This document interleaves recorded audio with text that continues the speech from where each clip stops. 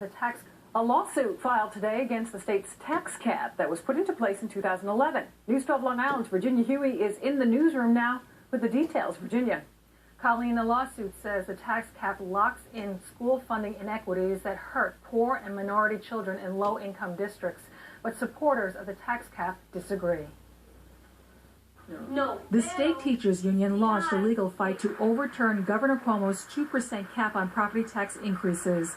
The lawsuit filed today by the New York State United Teachers claims the 2% cap violates the state constitution by stripping away local control of school budgets and locks into place inequitable school funding formulas. The tax cap is very bad for Long Island.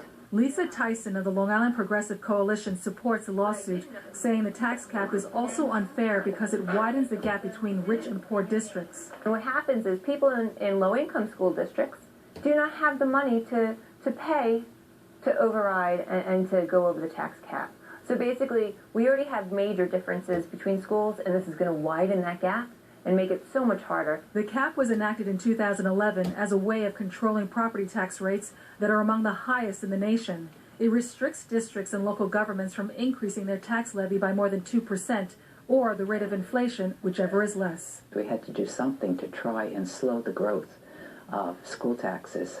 It's just gotten out of hand. Andrea Vecchio of East Islip Tax Pact began fighting for the cap in the late 80s to keep local property taxes down.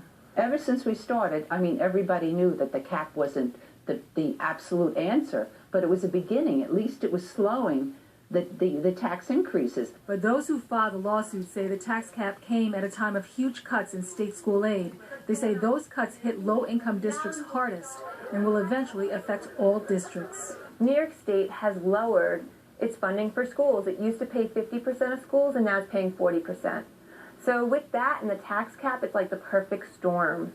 And that storm is going to lower quality education in all school districts. Now, a spokesman for Governor Cuomo blasted the lawsuit, calling it a fiscally irresponsible attempt to undermine progress. The governor's spokesman says the tax cap has been successful in keeping local property taxes down, just as it was intended to do. Judy? Thank you very much, Virginia.